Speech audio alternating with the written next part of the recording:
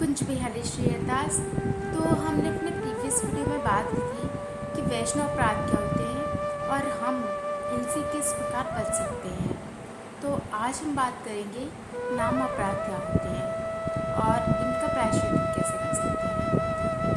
तो जिस प्रकार वैष्णव अपराध एक बहुत बड़ा अपराध है, उससे हमारी भक्ति लुप्त हो जाती है, ख़त्म हो जाती है।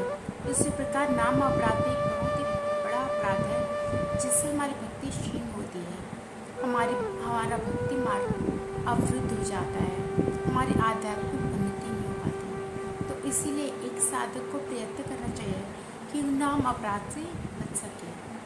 तो शास्त्रों में 10 प्रकार के नाम अपराध बताए गए हैं।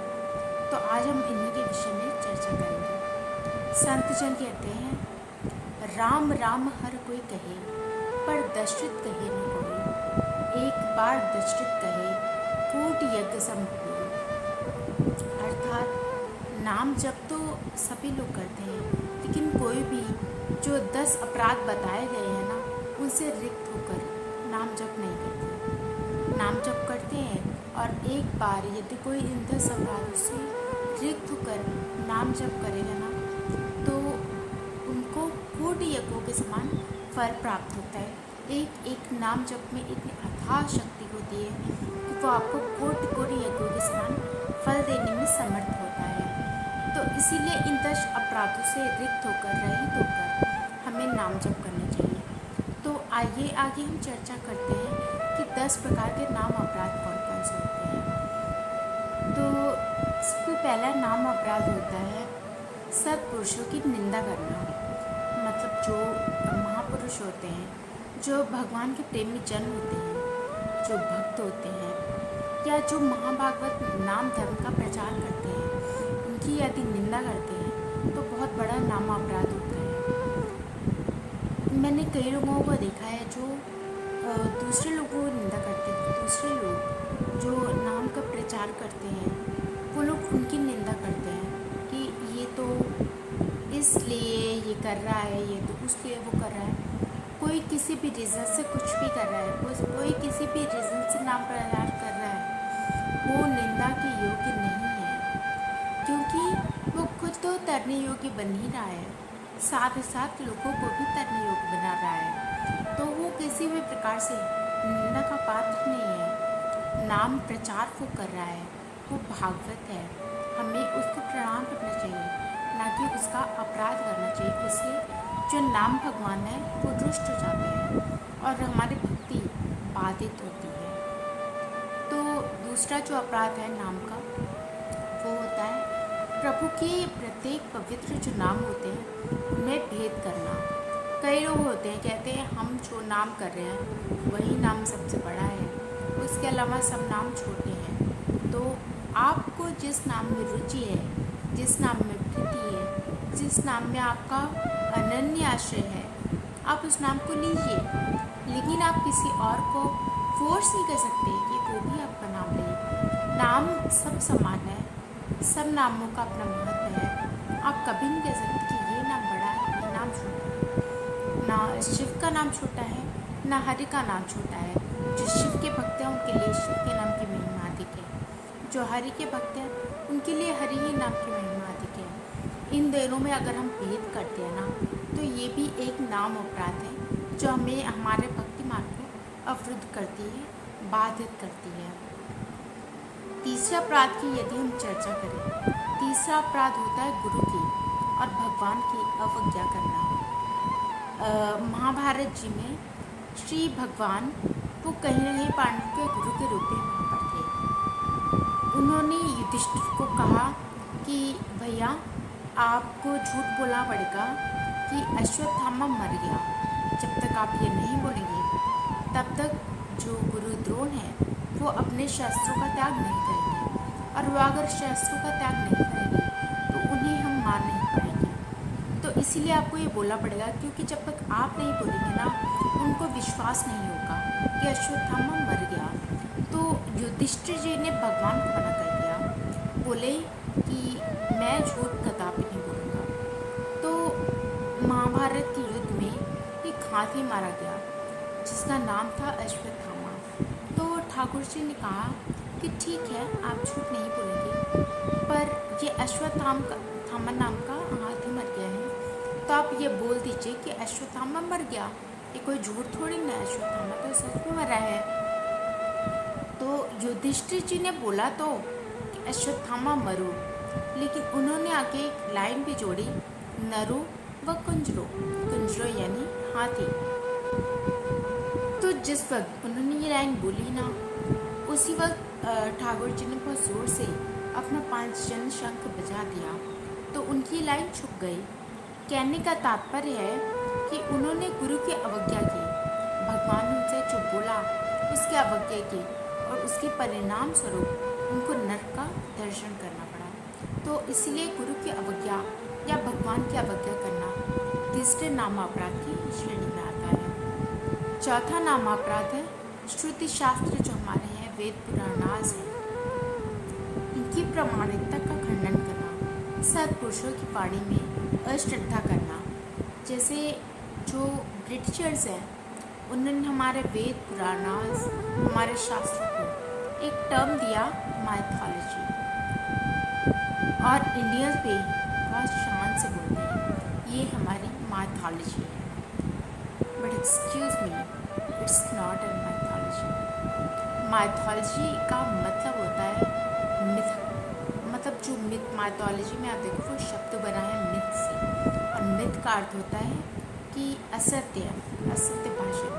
लेकिन हमारे जो शास्त्र हैं, हमारे पुराण हैं, वह असत्य नहीं है। लोग कहते हैं शास्त्र और पुराण तो ऐसे लिख दिए गए हैं, हमको बस सीख देने के लिए वो लिखे गए हैं, उनका कोई अस्तित्व नहीं है। लेकिन ये ये बात ना गलत है, ऐसा कुछ नहीं है। हमारे शास्त्र, हमारे पुराण बिल्कुल सत्य है, बिल्कुल सच है।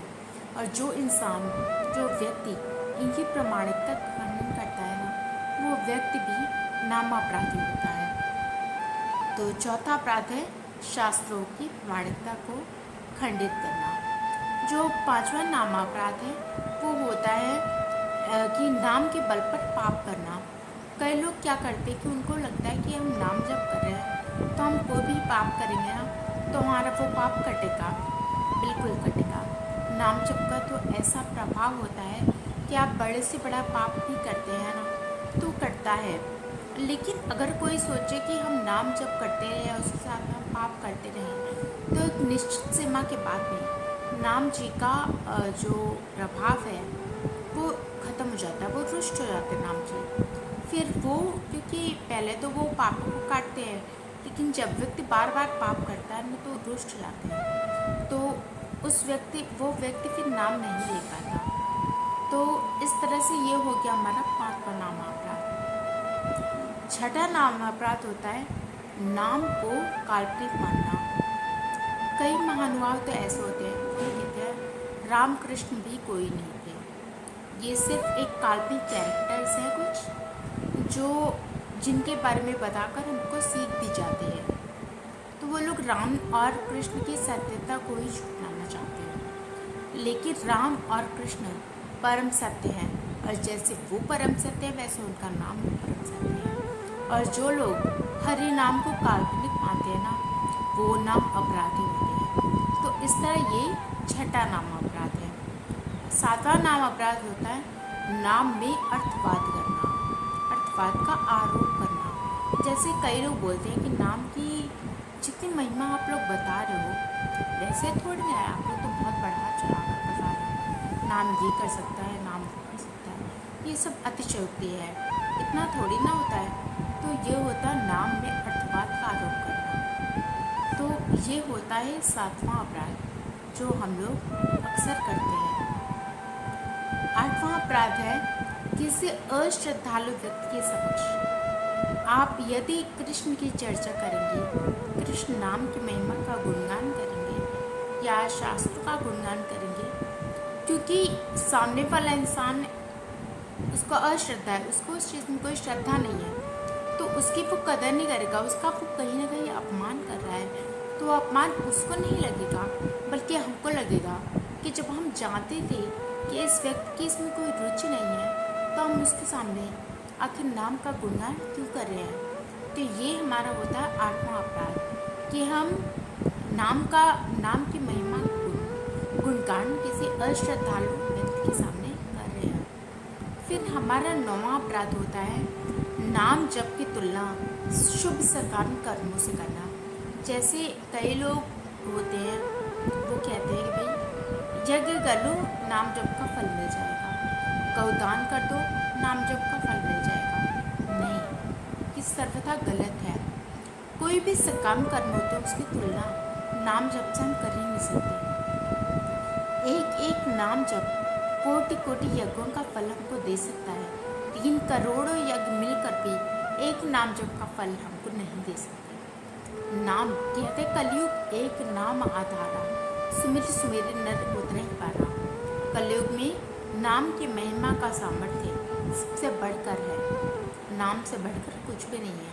तो यदि कोई भी लोग नाम की तुलना इन सकाम कर्मों से करते हैं ना, तो वो भी एक तरह से अपराध के भागी होते हैं, वो भी अपराधी होते हैं। तो इसीलिए ये भी हमें अपराध नहीं करना चाहिए। अगर हम 10वें अपराध की बात करें तो 10वें अपराध होता है यदि हम नाम की महिमा को जानकर भी उसकी तरफ उन्मुख ना होकर विषय आदि भोगों में लिप्त रहे, वो होता है नाम का 10वां अपराध। आपने नाम की महिमा को जान लिया है, लेकिन फिर भी आप नाम की तरफ ना बढ़कर आप अन्य भोगों में लिप्त हैं, अन्य भोगों को नाम से ऊंचा रख रहे हैं, तो ये भी एक अपराध है। और इसी तरह नाम जप को ध्यानपूर्वक न कर पाना भी एक अपराध की श्रेणी में आता है। तो इस तरह से ये 10 नाम अपराध हमारे शास्त्रों में बताए गए हैं। और एक साधक को चाहिए कि इन नाम अपराधों से बचते हुए वो अपना नाम जप करता रहे, क्योंकि अगर वो नाम जप कर रहा है और नाम अपराध के साथ में कर रहा है ना, तो नाम महाराजे जो हैं वो सिर्फ उसके अपराधों को नष्ट करने में ही उपयोग होते रहेंगे। तो उसकी आध्यात्मिक उन्नति नहीं हो पाएगी, आध्यात्मिक प्रगति नहीं हो पाएगी, भक्ति मार्ग उसका अवरुद्ध होता रहेगा, वो भक्ति पथ पे आगे नहीं बढ़ पाएगा। और यदि भूलवश या अज्ञानतावश कभी किसी से नाम अपराध बन भी पड़ा है, तो नाम अपराध से मुक्त होने का सिर्फ एक साधन है, नाम जप। नाम अपराध से मुक्त होने का साधन भी नाम जप ही है। आप नाम जप करिए, नाम का कीर्तन करिए, नाम की महिमा का वर्णन कीजिए, यही आपको नाम अपराध से मुक्त करता है। तो एक साधक को हमेशा नाम महाराज से और प्रभु से सिर्फ ये प्रार्थना करनी चाहिए कि ये प्रभु हमें नाम अपराधों से मुक्त रखिए, और अगर भूलवश हमसे कोई नाम अपराध बन पड़ता है तो हमें उससे मुक्त कीजिए। निरंतर नाम का जप करते रहिए और भक्ति पथ पर निरंतर आगे बढ़ते रहिए। इसी के साथ कुंज बिहारी श्री हरि